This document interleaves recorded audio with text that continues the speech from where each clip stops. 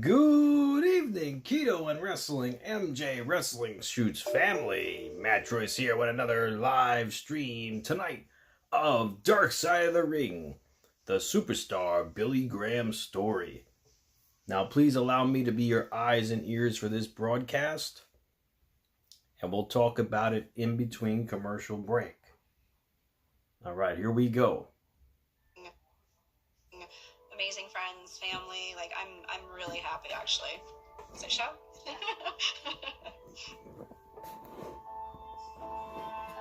There we go, superstar Billy Graham. What's up, everybody?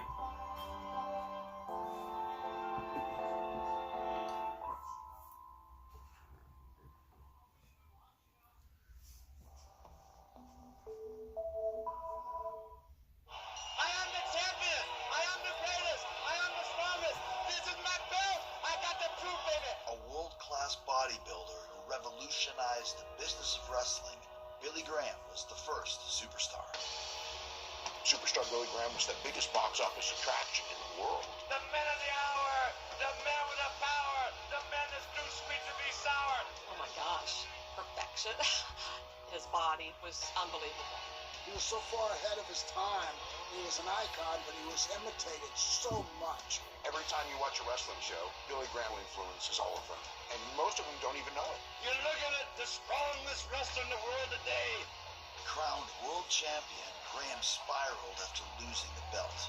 Superstar Billy Graham lost the title and never recovered. He had it all taken away. And the drugs that made him a star proved to be his undoing. Steroids came to define Billy. But it absolutely destroyed his joints. The damage was done. My dad would do anything to keep that fame and that stardom and that status. He was at the pinnacle. He was selling out arenas, and then it's yanked from him, and he couldn't accept it. And for some people, when you get that taken away, you don't have a lot left except for spite. So he went to war with Vince McMahon, and Vince could squash like a grape if he wanted to.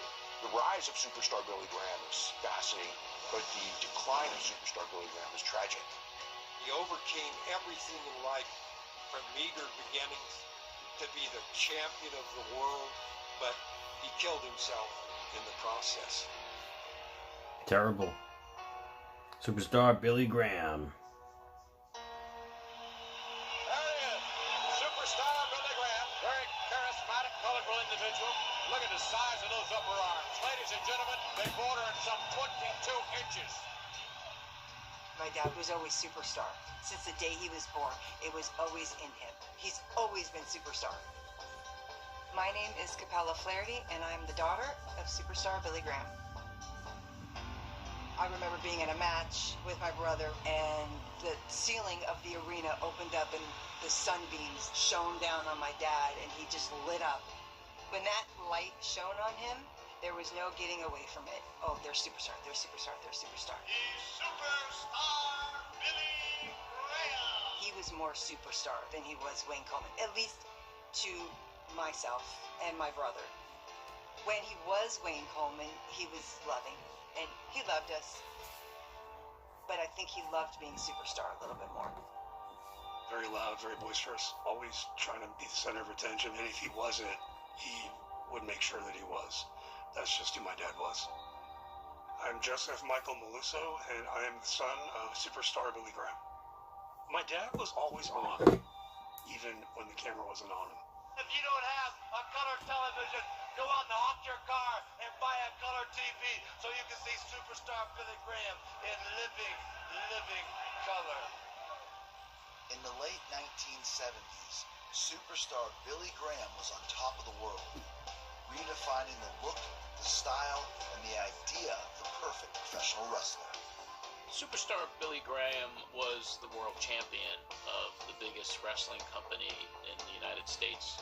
The look is what made Superstar Billy Graham. Nobody in that era, nobody looked like him.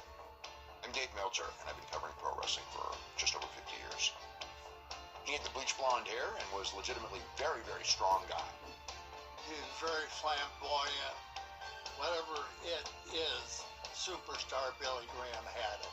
He had all the charisma, he had the body, Most guys look like Chief J Strongbow. Little bit of a pot belly, little bit flabby arms, but Billy had a physique that was phenomenal. The body in wrestling wasn't crucial until Billy Graham. I'm Jim Cornette. I've had a 40-year career in professional wrestling, but for even longer than that, I've been an historian. He wasn't a polished in-ring performer, but he looked great and he could talk.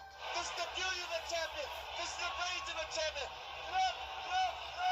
Before making it big in New York, Billy Graham had first made a name for himself as a teenager growing up in Arizona. He was a competitive bodybuilder, and 1961 was Teenage Mr. America. He was a born athlete and self-made. When he was in his teens, he took to weightlifting, and he would pour concrete into coffee cans, and that's how he would lift weights. I think that was just what made him feel good. It probably gave him some strength. When he was younger, his dad used to be very physical, abusive with him, and my dad would get hit with the belt. One day my dad was just big enough and grabbed the belt out of his father's hand. And that's when he knew the beatings were over, and they were over. Because he showed, look, I'm bigger than you now, I'm stronger than you. You can't beat me anymore. Eager to put his physical attributes to work, Wayne Coleman travels from Arizona to Calgary, where a failed attempt at Canadian football stardom leads him to the legendary Stu Hart. Billy walks into the gym and meets Stu. Stu's just enamored by the size of this guy. He was just a specimen beyond description. My name is Steve Strong, and I was a professional wrestler for 19 years. And superstar Billy Graham was one of my best friends. There's a carte blanche about the dungeon and Stu Hart. If you broke in with Stu Hart, you could pretty much stamp your pass to whatever territory you wanted to go to. And Super worked up there for a while and left and started his career. Back in Arizona, a chance encounter with another wrestling legend sets Wayne Coleman on the path to greatness. We will be the International Tag Team Champions as soon as that match comes off, and it's going to be the greatest match. The Graham family legacy in wrestling is one of the most famous in the history of the business. In the early 70s, Dr. Jerry Graham is broke and drunk, and he thought, maybe I need another brother. I just returned from Calgary, and I said, I don't have anywhere really to wrestle now. And he said, well, why don't you just become another Graham brother? What name do you want? I said, well, I really like the Reverend Billy Graham. He said, that's a good name. You're my youngest brother, Billy Graham. And superstar Billy Graham is born. They went to Los Angeles together, and Jerry was just hopeless drunk. Jerry lasted a couple of weeks and fired him, but Billy had enough charisma that they kept him on. I am a reflection of perfection, the number one selection. At that time, Billy would train at Gold's Gym, like every bodybuilder would, and he was Arnold Schwarzenegger's regular training partner. And they were very close friends. I was born in June of 1972, and my father was a heel at the time, and some fans had vandalized my father's Cadillac, so he couldn't drive to pick my mother and I up from the hospital. So Arnold picked up my mom and my sister from the hospital in his blue Volkswagen Bug. Wow. Here's an Arnold picture. Here's a couple Arnold pictures. I'm not sure where that was, but I think it was in our apartment on Ocean Avenue. probably. I just found this recently. This is an original Western Union telegram that my mother had sent her parents the day that she married my father. They went to Vegas. They eloped. Yeah, January 19th, 1971. This is Mr. and Mrs. Joseph Maluso. That was my grandfather. Mom and Dad, Billy and I were just married. We really love each other. Please try and understand. I love you both. My mother was Madeline Maluso. She worked in a bank in Southern California, and he came in and thought she was really pretty. She always loved his smile, and he made her laugh a lot. She fell in love with him. She thought he was the most handsome man in the world.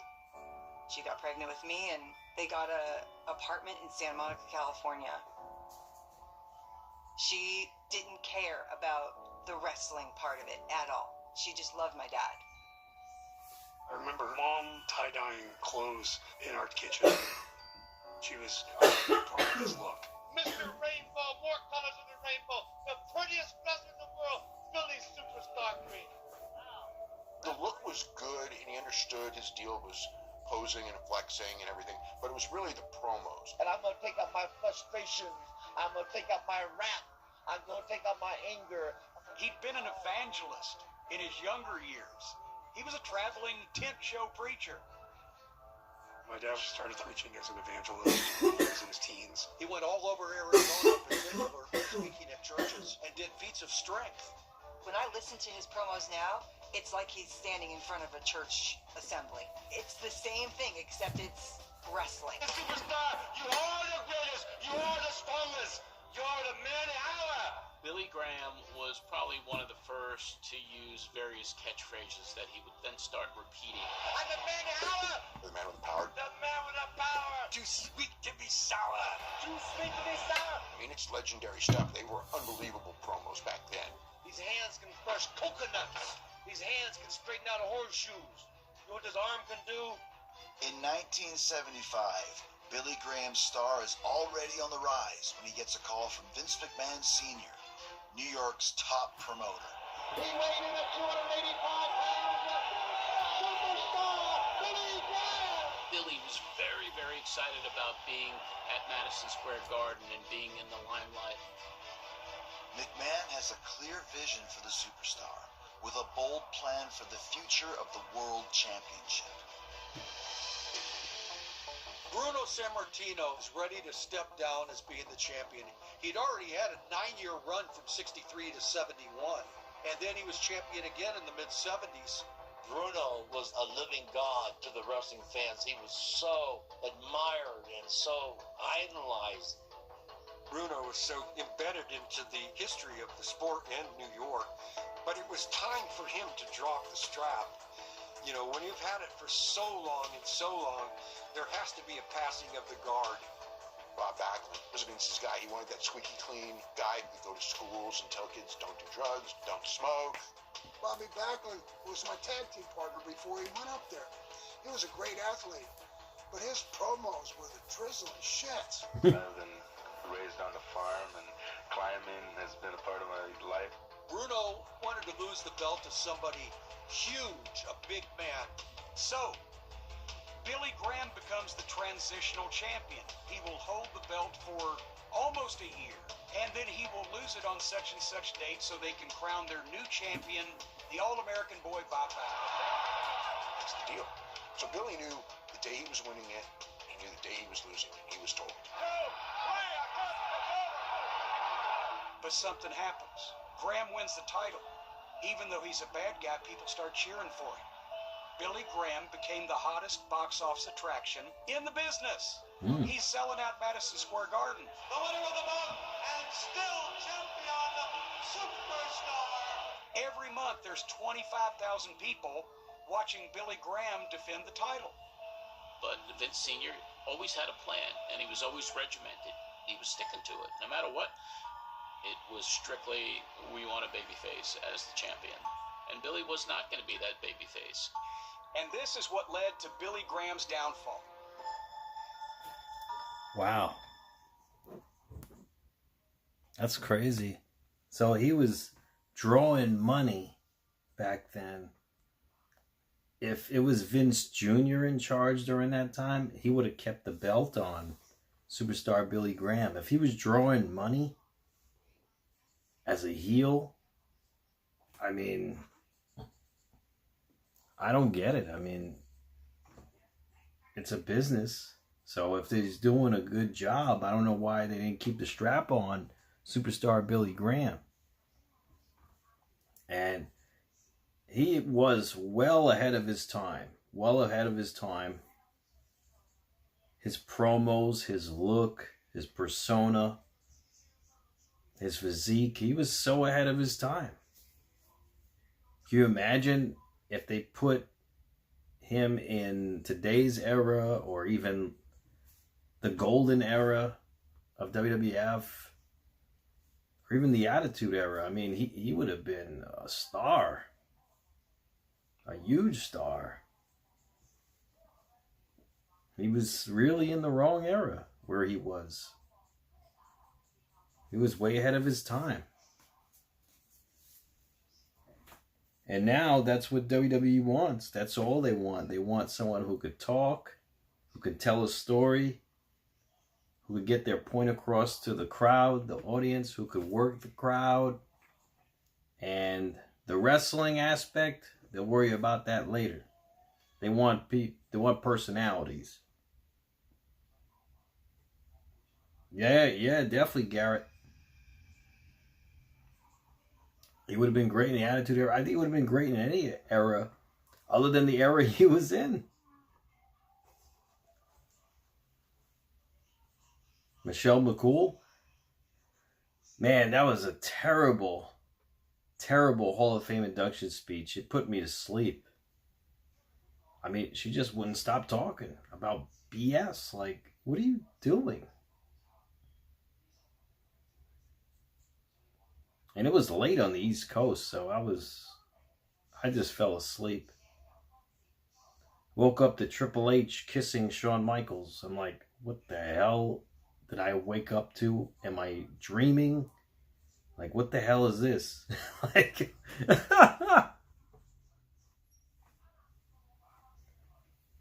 Triple H gave a very long speech too. Almost like 40 minutes, I think. He gave almost like a eulogy speech, like the Warrior.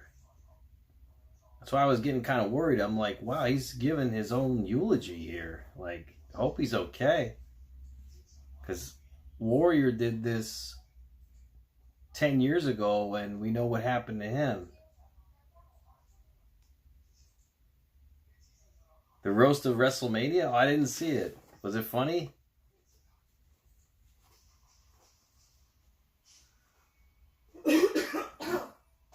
Yeah, Unbroken up. Billy Graham, he definitely had that it factor, you know, the X factor. He had the, what they call it. Anthony, your favorite part was Austin crashing? He was out there 30 seconds and already in trouble. Anything can happen when he shows up. Yeah, Anthony, but it's not the Attitude Era anymore. These are different fans now. The fans from the Attitude Era would have loved it. The fans today, they get startled when something like that happens. They get scared. Case in point, you saw Nick Khan trying to calm down one of the fans in the front row. Who knows what they gave her to calm her down? Maybe they refunded her $50,000 ticket. Who knows? Because they don't want a lawsuit or anything. I mean, yeah, it's a different time, different audience. We're back.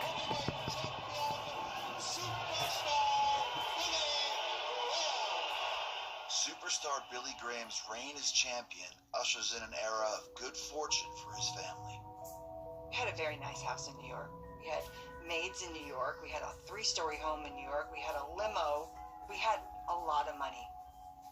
I remember going in their bedroom and I found his championship belt. I'm like, ooh, this is cool. And I took it out and I laid it on the bed. I was shining his belt so the gold would sparkle and the little gems, and then I put it back so I didn't get in trouble. But for Billy's wife, Madeline, and their children, those good fortunes prove short-lived. I know he loved my mother, but there was something going on while he was married to my mother. I remember him talking to my mom when he told her that he wanted to divorce her. I was hiding behind the couch. She's crying, and I'm looking at my dad, and he's breaking my mother's heart right now, saying, I'm in love with Valerie. When I was 18 years old, I met him at an IHOP. It was right next to the hotel where he was staying. And I would go and sit at the IHOP just to get a glimpse of him. And that particular night, they came in and sat down at the table next to us and just started talking. Hi, I'm Valerie Coleman, and I was married to superstar Billy Graham for just short of 45 years. Wow. Long time. Basically, from the time we met, we were together all the time. Yeah, it sucked, but it was just really sad watching my parents break up right in front of me. It was probably almost a year before he told me about his family. It was devastating. I didn't know what to do. I was very conflicted, but ultimately, I didn't leave him, and we were married a couple of months later. With a new wife and a new life, superstar Billy Graham feels on top of the world. I had a universal appeal. I crossed all lines, I crossed all borders, and I had all types of fans. And I told him, I think that we're going to have a sellout after sellout after sellout. But even as Superstar pushes himself to deliver, the demands of being champion wreak havoc on his body. He'd always have pills around, and so when he would call us, it's clear in his voice that he was definitely on something. I mean, he was in pain, and when you're in pain, you want to take medicine. And unfortunately, he had that type of personality that he just abused it. He just didn't know how to control it. He overdosed in his hotel room in New York several times while he was champion. It was all pharmaceuticals, uppers, downers, trying to get through the pain and just live with it. He had an overdose in the hotel room. He'd gone into the bathroom and taken a handful of pills and came out, and all of a sudden his body rolls over and he's not breathing at all. I call downstairs and I'm begging for them to come help, and this woman comes up and she starts pounding and beating his chest and screaming, "Don't die on me," and she's cussing him out, "Don't you die on me," and she's beating him. Paramedics get there and they're trying to use the defibrillators and things on him. His heart had stopped. They shocked him back. So yeah, that was a pretty intense time. There's pandemonium tonight. There's excitement. Look at the people's faces. Look at the people's expressions. Can you feel? Look at you. You're excited because I am the champion. After almost a year as champion, Billy Graham is set to lose the belt to Bob Backlund, following the plan originally laid out by Vince McMahon Sr. His run was the hottest it ever was, but I think in his mind it's like, I'm going to prove them wrong. I'm going to draw so big that they can't take the title from me. Graham went to Vince Sr. He's like, "How can you do? We're selling out. We're turning them away." The New York promoters had always put their heavyweight championship on a hero. And Vince Sr. was looking for his next champion, who was going to be Bob Backlund. He had planned this for a year and a half, and nothing was going to change his mind. Ask Bobby Backlund when you see him how he expects to get out of the superstar crowd. Ask him right before he goes out, before the match, he was trying to get them to change their mind. And they're like, "No, we're going with Bob Backlund." Wow. Bob Backlund. I hate that guy.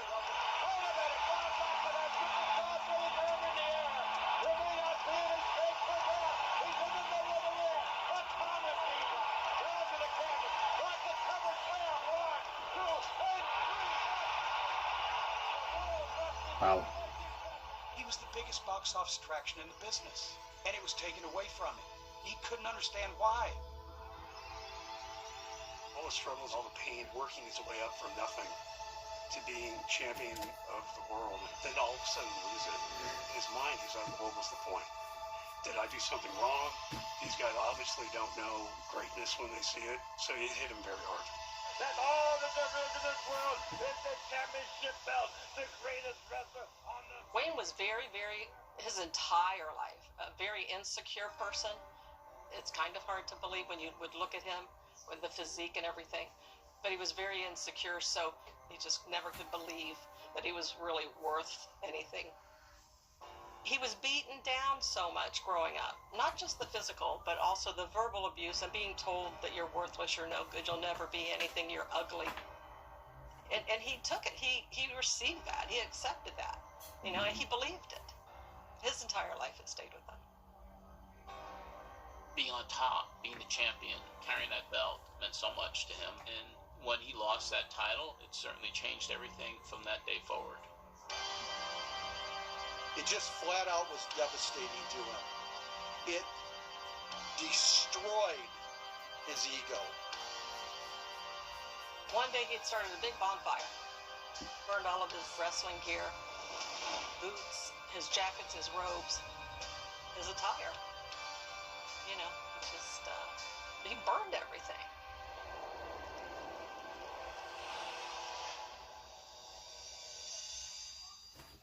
Wow. Everybody wants to be the most weird guy. So, yeah, that's too bad. Yeah, I mean, they took that away from him, that title, historic title run. I mean, it's too bad. I mean, he was doing great. I don't get it. Like I said, it was a different era. If Vince was in charge, he would have saw the numbers. He would have said, hey, we got to stay on track with this. Bob Backlund, yeah, David, yeah, he's unfortunately suffering from Alzheimer's now. Poppy is a new pope, Eric. Well, you never know, right? He's got very good standards, Poppy. He's quite biblical as well. Very good morals, and he's very noble.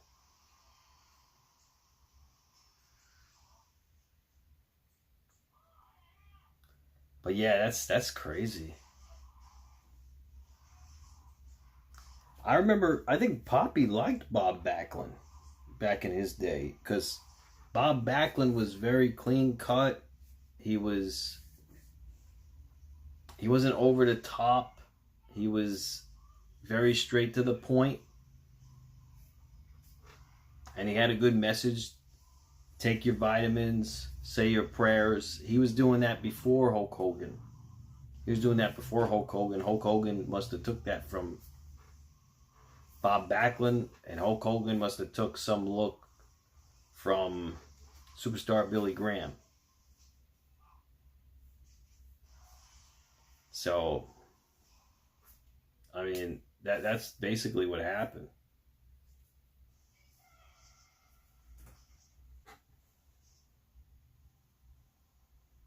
Yeah, like I said, Moxie, it's a different era now. The fans are completely different now than the Attitude Era or any other era. Fans get offended now. You got to be careful. They get upset. They get scared. I mean, that's basically what it is. It's a new era. It's a completely new era.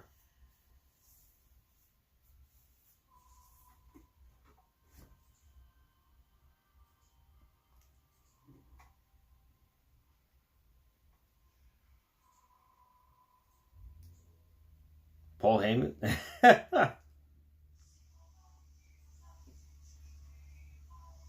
That's wild. Yeah, Paul Heyman could get real. He could be real serious. You know, I remember his Hall of Fame induction ceremony. He could shoot from the hip. All right, we're back from commercial break. It was his life. It was bigger than I could even understand. Some guys can't take it. He wasn't mentally capable of seeing the light in other places. Hi, I'm Steve Kernan. I've been in professional wrestling over 40 years, and I've shared a locker room with superstar Billy Graham. You saw the big money was New York. He was the man. He had the belt. Now he's beltless. You didn't win that belt. Somebody told you that you're going to get that belt. It's not real, the part about you're a champion or you're not a champion. It's not real. Like a year later, Billy's running a lawn care business or something in Arizona. You know, wrestling on Friday nights. I mean, he's out of it so much that people thought he died. It's in the paper, he's dead. Wow. Gorilla Monsoon wrote that his tragic news, Billy Graham has died from cancer. And for a couple of years there, I mean, he was right. That superstar Billy Graham was dead. When he lost the belt, that was the beginning of his decline, and a lot of it was mental. He went back to Phoenix, and Too he didn't bad. know about withdrawals. And he just cold turkey stopped taking pills on our road trip and we were in this ran-down little hotel in New Mexico, and he had a grand mal seizure. And I called paramedics, and they thought he tried to kill himself. So he didn't try to kill himself, he was actually trying to live. And instead of going home, he went into a rehab. But it didn't work, it didn't last. I was so afraid of him dying. I was naive enough to think I could love him back from whatever brink he was on. Broke and frustrated by his stagnant career, Graham seeks to reinvent himself and get back into the business that made him famous. He was so crestfallen that he wanted to reinvent himself and do it in a vindictive style that would say, screw you if you didn't want that original superstar, I'm going to give you something else. He comes back to the WWF, bald head, much smaller, looked like a completely different guy, and he claimed that he had left wrestling and he'd become the world's martial arts champion. When I give him a superstar chop, the people will fall out of their seats. Will fall out of their seats. Drop it. I watched him one of the very first times, I think. And I said, what the is he doing? This isn't the superstar I remember. Superstar! He would just do karate chops and have a black belt. Just like kind of stood there, was pretty immobile. It was like really lame, and his wrestling wasn't good at all at that point. He was covering up his body all of a sudden, like with his judo jacket on, you know, and he looked kind of hokey, kind of like a guy that fell out of a third-grade judo class. So bad. He just looked so defeated. He just was not the same person. It was something he did out of being desperate to get back into the limelight. Superstar in big trouble. Unfortunately, Billy's body started giving out. He started getting hip injuries. That was a sad time. I look at him when he was like that, and it just makes me so sad because he was so thin, he was so high on pills, and he did not know who he was. Everything has been said, everything has been done, all the preparation, everything is ready. He just looks so sick to me. It's hard for me to look at him during that time. Terrible. It really is. I don't like it. That's one of the darkest times of my life, when I started using pain pills and sleeping pills again. That's when he became emaciated. And, I mean, he looked like he was dying. It was a horrible time. I mean, McMahon had aspirations to push him to the moon, but Billy lost his mojo. It was gone. Look at this. Look at the chop. Less than a year into his return, Billy Graham leaves the WWF for a second time. Who knows what the plans were for him? Because before too long, Hulkamania is running wild. Hulk Hogan, he drops the big leg on him. He's now for the cover of the leg. 1, 2. He's got it. The way the business was growing, McMahon kind of transitioned into making Hogan his ideal version of superstar Billy Graham and embellishing that character and creating someone that maybe he felt like he didn't do enough of for Billy Graham. The pythons are ready. The largest arms in the world. Superstar Billy Graham will put the 22-inch python arms around your body and squeeze. The promo skills, the posing, all of that stuff, it came from Billy Graham. Hulk Hogan, he was wearing boas and things like that. I want to know one thing, brother. Superstar started brother. Hey, brother, how you doing, brother? I got the Hulk Hogan war bonnet on now, brother. Literally, though, everything from, the ear, Wayne ripping the shirt off and throwing it out to the crowd. You name it, he did it. Look at the videos. There's Wayne doing it. You're going to see a lot of #1 contenders come and go, brother. But there's only one Hulkster. There's only one Hulk Hogan, Daddy. My dad, deep down, knew that Hulk was younger and more relevant at the time, and was probably a little jealous. Vince had said that if the Billy Graham of 1974 was around in 1984, he could have been Hulk Hogan.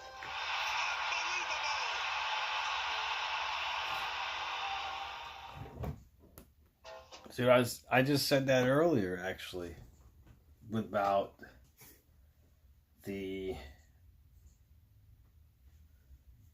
Hulk Hogan stealing his whole character. Superstar Billy Graham, he took the whole character. See, just 10 years after, he took the whole character. and rebranded it and made it his own.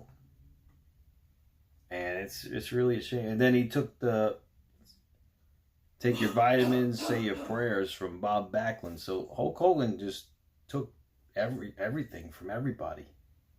Just rebranded it into his own. David, you think Superstar Billy Graham was 20 years too soon? Yeah, he was just in the wrong era, you know? Wrong place at the wrong era. He was made for big time, you know, for the next generation of superstars, you know, and he was just in the wrong era. According to the show, it was only 10 years too soon. 10 years later, he could have been Hogan. He could have been Hulk Hogan. Way ahead of his time. Yeah, I mean, way ahead of his time.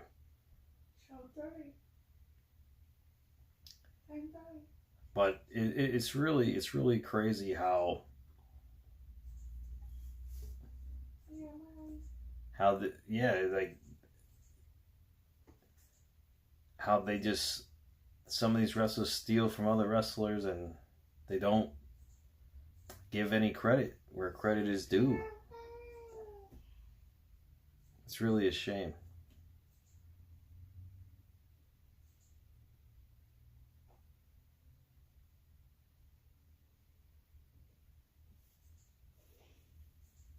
Yeah, I wonder what's going to happen with Cena moving forward. It's crazy. Moxley. All right, we're back for commercial break. Training with a vision of being back in the squared circle. Superstar Billy Graham is on top of his game, and the future's mine. The Pythons are back. In 1987, following his first failed attempt to reinvent himself, Billy Graham once again attempts a comeback. Billy's not the same. The fans aren't the same. And Billy was more considered an old-timer by 86 and 87. He tore his body up. He had his ankle fused. They had a steel rod that went from the bottom of his heel through his leg. My right leg is now approximately 1 inch shorter than my left leg. The whole ankle joint had deteriorated from taking a lot of steroids on a long-term basis. His spine was collapsing. It was an absolute mess. It was that steroids had eaten him up. Billy was pumping a lot of steroids in his body still. He'd always been on steroids. He was one of the original users of steroids in wrestling. To him, it was normal. He didn't care, you know, what anybody thought of him, because he still, first of all, he knew he had to do the work. Anybody can take steroids, but not anybody's going to have a physique. I started in the mid-60s. A friend of mine at Arizona State University at the time, he kind of introduced me and some of my friends to steroids, and he put on like 35, 40 pounds of muscle. We couldn't believe our eyes. And I started taking steroids then for powerlifting and bodybuilding purposes. He had a big ego, and he took roids to look good, just like Arnold Schwarzenegger did, and all the bodybuilders of the 60s and 70s. Anybody in my industry in the 70s and 80s, they were playing with steroids because they saw the effect on promoters when they had a better body. He was really struggling mentally with it. I think he wanted to be who he was back in the 70s, and it wasn't going to happen. He would get in these moods, but he could get really incredibly rageful. He never was physically abusive to me, but he would destroy the house, and he could be very intimidating. So if he wanted a shot in his hip, you know, I would have to give him the shot, but I would stab him. That was just my only thing I could do. I would use it like a dagger or a dart and do it as hard as I could. The mental anguish that he was going through, I'm sure, was amplified also by the physical pain of his body and the fact that he wasn't in the ring. He wasn't wrestling, which is what he wanted to do. Even as he got older, he always talked about how he lost that belt and that he shouldn't have lost it that soon. I'm like, well, Dad, that's the way that it was supposed to happen. But I think that once he lost that, that was his downfall. Billy never, ever, ever, ever, ever forgave Vince McMahon Sr. for having him drop the belt to Bob Backlund. when this segued into the early 90s, I think Billy was just going, how can I hurt Vince McMahon? But to be successful in pro wrestling, it's an absolute must to take steroids. From 1985 to 1991, McMahon and a doctor conspired to distribute steroids to the wrestlers to enhance their size and muscle development. Dr. Zahorian was the wrestling commission doctor, but then he became close to some of the wrestlers, and he became their drug supplier of prescription drugs. He sent through the mail thousands upon thousands of pills just to my husband alone. He made a ton of money, got very, very rich off of their suffering and their addiction. Billy testified for the prosecution. Here was, you know, the former world champion on the witness stand talking about his life and history with anabolic steroids. But he didn't go after Vince, he didn't go after Hogan then. And then Hogan goes on Arsenio Hall. I saw a guy on a program named Billy Graham. What's up with him?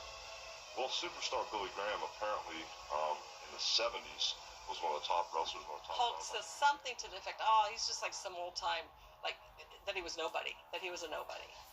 That's when things started changing with Wayne about the way that he felt about Terry, about Hulk. And he apparently was a heavy-duty steroid abuser. Graham was furious at Hogan for using his name like that because Hogan was doing the same steroids. So Billy was really mad, and so at that point he went and said that Hogan did steroids. I know he did steroids. Of course he did steroids. Well, I remember the first night I met Hulk Hogan. It was in a local nightclub in Tampa, and one night in walks the future Hulk Hogan, Terry Bollea. He said, I want to know two things. How do I become a professional wrestler, and how do I take steroids? And Billy had the bitterness against Vince, too. That's how it really manifested. And because of that, we end up on the Phil Donahue show. Superstar Billy Graham, I'll tell you what, he's won his share. It's Billy, it's Bruno, it's myself, it's Meltzer, and then we found out that McMahon was, in fact, going to be there. They want to do a story on steroid use in wrestling. The tension you could cut with a knife, and Billy wanted to unload. The selling of drugs by Dr. George Zahorian has gone on for 15 years in the World Wrestling Federation. Billy said, I shot Hogan up with steroids. I've injected the man myself probably a half a dozen times. And Vince just goes, you're lying, you never shot Hogan up with steroids. When Vince looks at him and he says, superstar, you know that's not true. I literally started to cry in the audience. I knew when Wayne was lying. I think he had an enormous amount of guilt over it after it was all said and done. He's human. It's just a human being. It's just a man. And he was bitter. And he was hurt. I mean, when you've been physical since you were 10 years old, and all of a sudden he's crippled. I mean, there's this awful, awful bitterness towards certain people. And Vince happened to be one of them.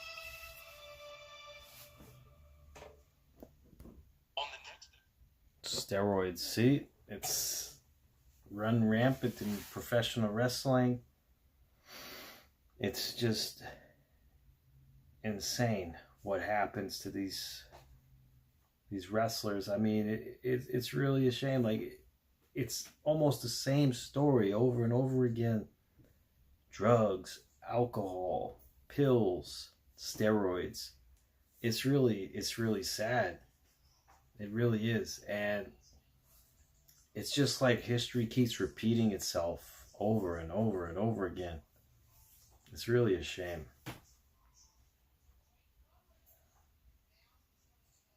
And I remember Hulk Hogan lied on the Arsenio Hall show.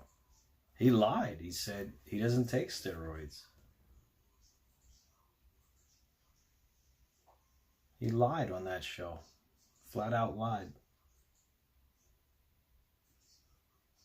And I don't know if that was to protect his image, to protect the WWF at the time, professional wrestling in general.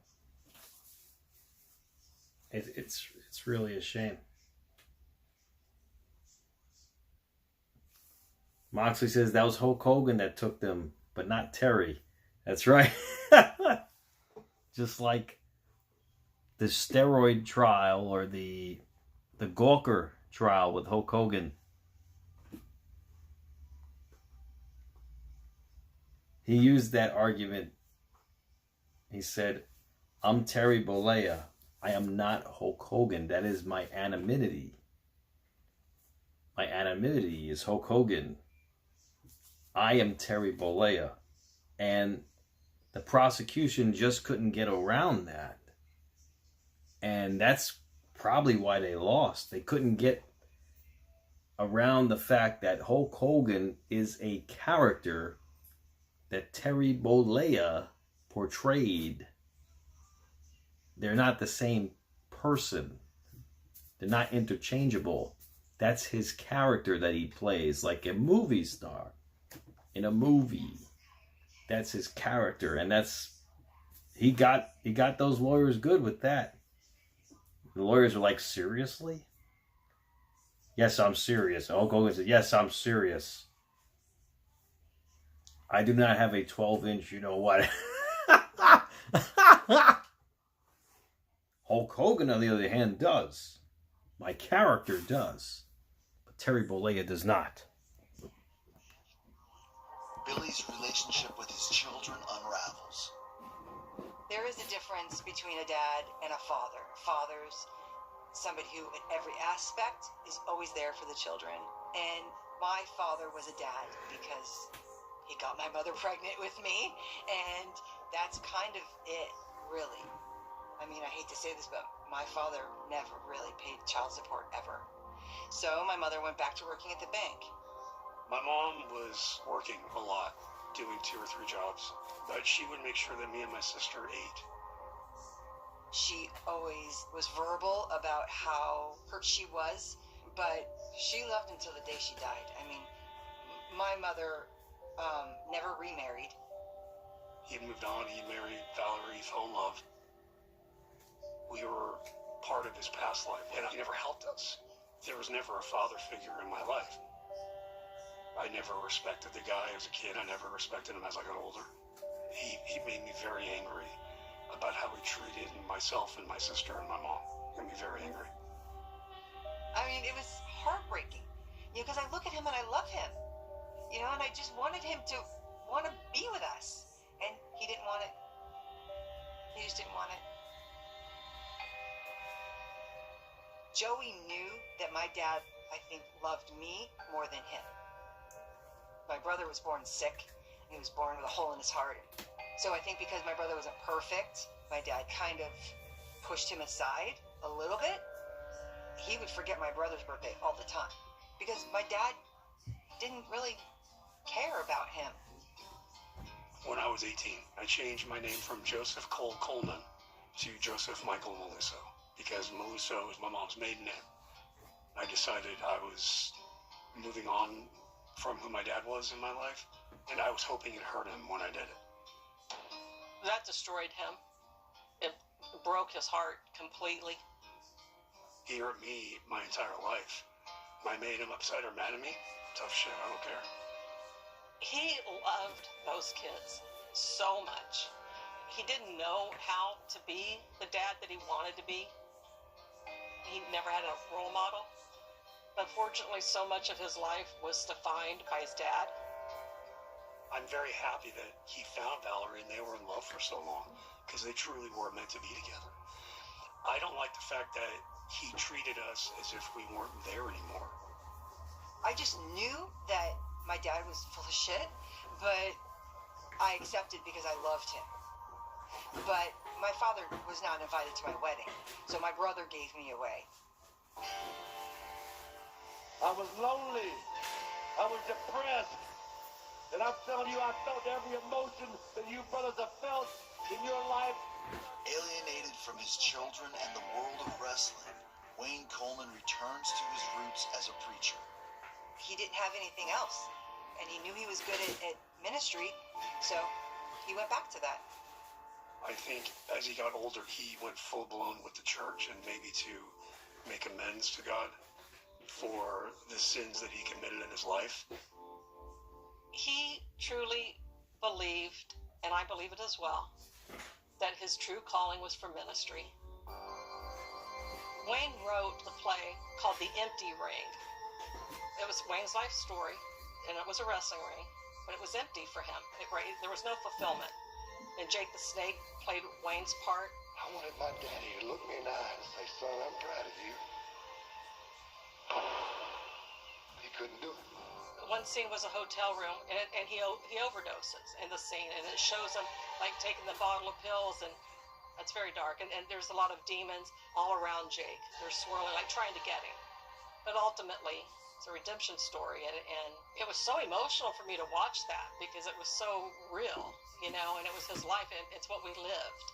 You could see like this peace and this joy inside of him. But even as Graham finds peace, the damage to his body from years of wrestling and drug abuse continue to take their toll. He had contracted hepatitis from, I think, a cut on his knee from wrestling, is what he told me. The common belief of the doctors is that I probably contracted hepatitis B from the commingling of blood, because that's the only way you get it. And of course, you know, back in the 70s, all the masses were pretty much blood baths back then. His liver was like turned to a rock. It just, the years of abuse on his body and all the drugs he was doing. One night, we're laying in bed, and he coughed, and I felt something wet hit me in the face, and I jump up and turn on the light, and I'm covered in blood. And he was bleeding out. We got to the hospital, and they said there was nothing they could do for him. That's when they told us he's got stage 4 liver disease. He has to have a transplant.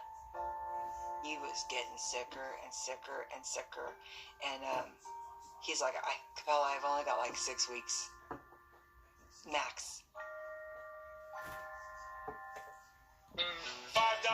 Yeah, that's sad.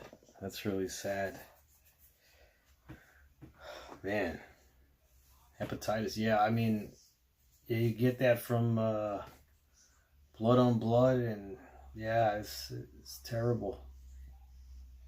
I believe, I remember Abdullah the Butcher gave that to somebody too.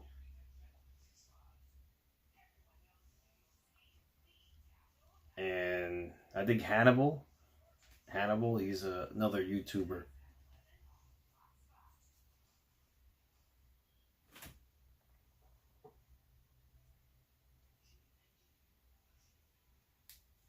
What's up, Rorito? A friend of yours telling you Braun Breaker, Seth Rollins, Paul Heyman, and maybe Theory could be the new Evolution, but they could bring in Becky to join them. That would be interesting, actually. Oh, don't forget, I shipped out all prizes today. So, Rory, I shipped out your prizes. I shipped out Maroney's prizes and Hannah's. Just so you guys know. So hopefully you guys get it by the end of the week, your prizes. Because if you guys don't know, I give away prizes for every PLE. Top 3 wrestling trivia scores win a prize.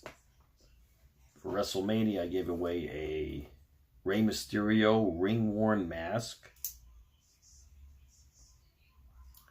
A NWO 3-pack pop figures, a Hulk Hogan pop figure, a WrestleMania keychain, a John Cena lock and chain, and last but not least, an Ultimate Warrior pair of sunglasses. So that was pretty cool.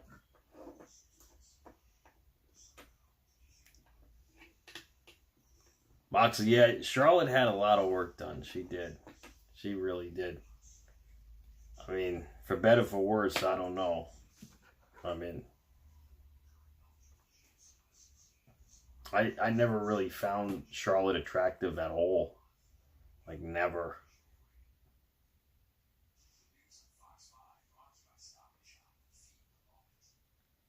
No, Rory, you won 56 prizes?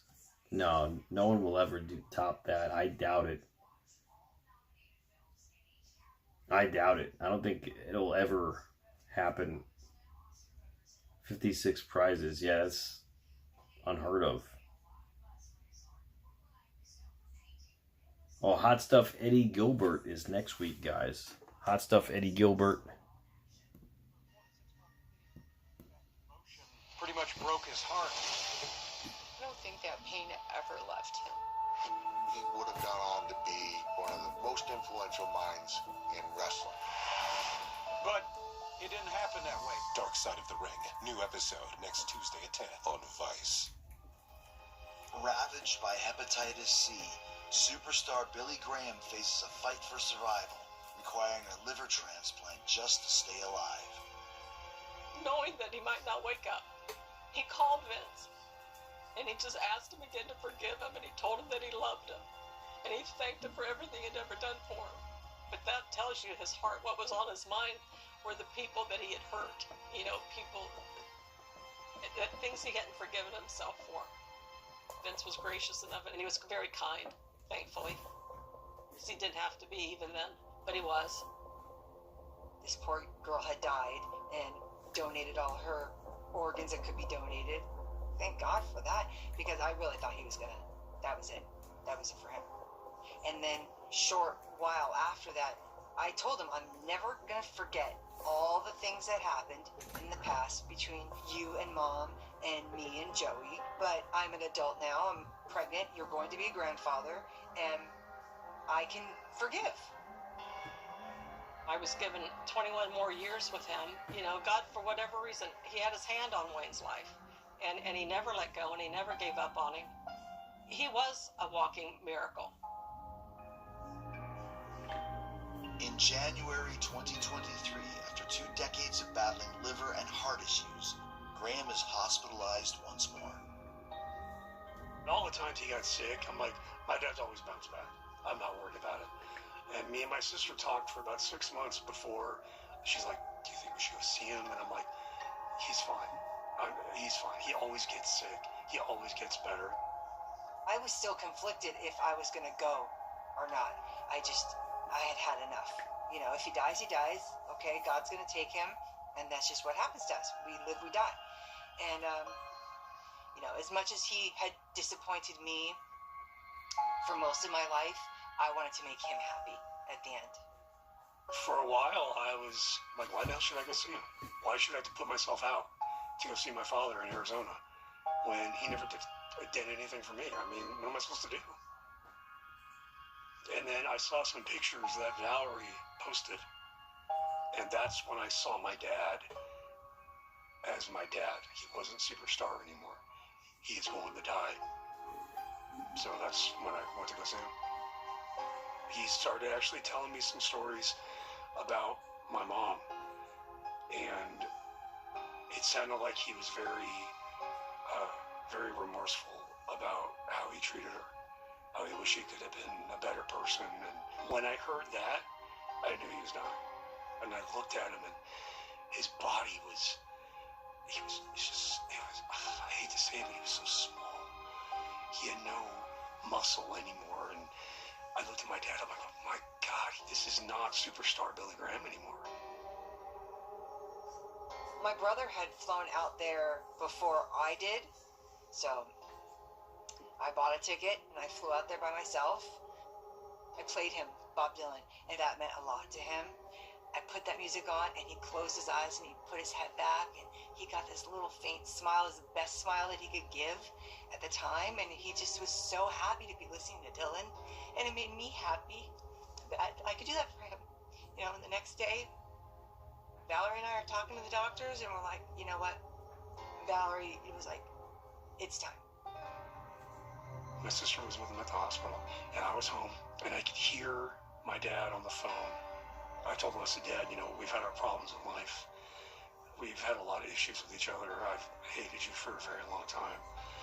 But I always understood you were my dad, and I always have loved you. So I just want you to know that. I've always loved you. And the last words he told me, I could hear him.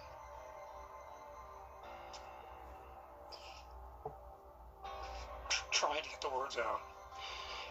He just said, I love you. And that's the last thing. That's the last thing I heard from my dad. That's it. And it wasn't the superstar. It was my dad. He's been gone for 17 months, but there's no relief. There's not. I just miss him. I can't even describe it, so. He was appreciated. He was loved. He was admired. He was respected. He is superstar Billy Graham. He's missed. You know, he's missed by so many that he would never have imagined missing, but he is. It's a tragic story because of somebody who had it all and who lost it all.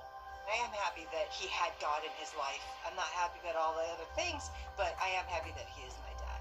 I understand where he was coming from more now, the job he had and the life that he was trying to have and who he wanted to be. He was superstar Billy Graham.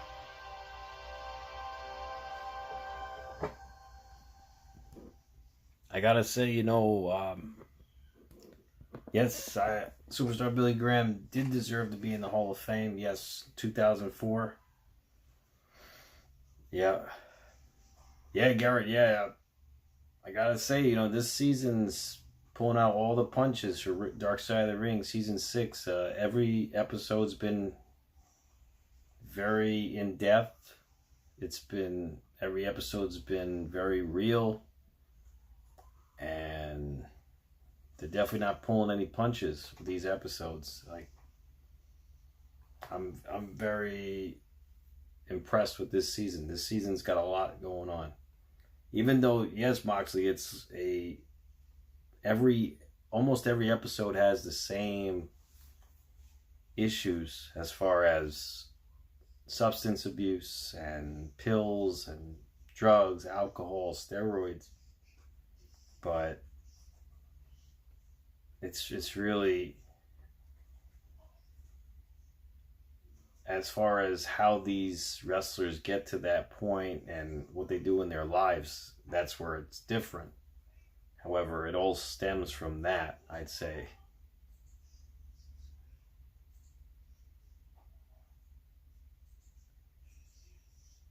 Well, Roy, before we were talking about Superstar Billy Graham was way ahead of his time, and he was like the Hulk Hogan back then, and Hulk Hogan stole his whole character, basically. Hulk Hogan stole his whole character. And they actually mentioned that in the episode, too, tonight. So, he was just way ahead of his time. He had a great physique, great look. He could talk. He could work the crowd. And that's what WWE wants, you know. And they could care less if you could work in the ring. I mean, work in the ring is important. However, you got a good look. You could talk. That'll carry you far. A good look and you could talk. That'll carry you very far. Just like Warrior, yes. That'll carry you to the top. Being a world champion. You got a good look and you could talk. That's it. The moves will come later.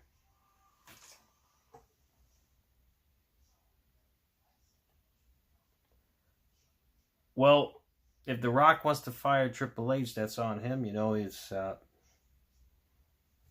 I don't have any quarrel with that. I mean, if they want to do that, that's on them, you know. I mean, Triple H, whatever reason, climbing up the ranks wasn't the friendliest to The Rock. I mean, that's why you never know who's going to become the boss. I mean, you should always be nice to everybody. You never know what's going to happen. Like, one day someone is mopping the floors and the next day they're a multi-millionaire because they won the lottery. You know what I mean? Like, it could happen. It could happen, and that's why you should be nice to everybody. Yep, that's right, Elvis. He was really climbing those poles. What's Cena's excuse, Unbroken? See, Cena he's just on that level. He's on that level of that Hogan status, you know. And as far as Cena's concerned, I think Cena knows how to politic enough so that anyone who would get a higher position than him would have respect for him.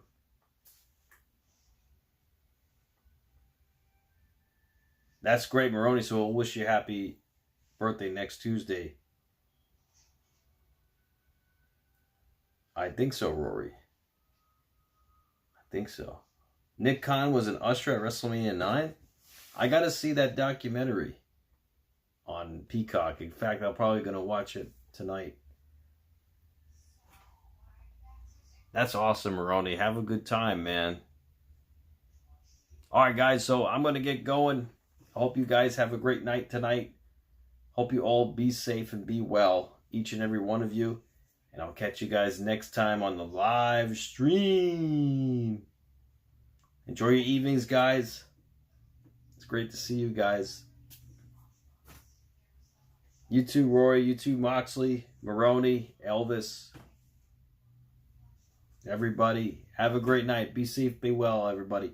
Good night, Garrett. Good night, bro. Congratulations, Maroney. I'll let them know you said hello, Roy. I'll tell your fam I said hello as well. Good night, Unbroken. You too, Elvis. Be safe, be well. Oh, I shipped out all the prizes, Maroney. So I shipped out your prize too, just so you know. Good night, everybody. MATTROISE signing out. Be safe, be well. Oh, anytime, bro. Anytime.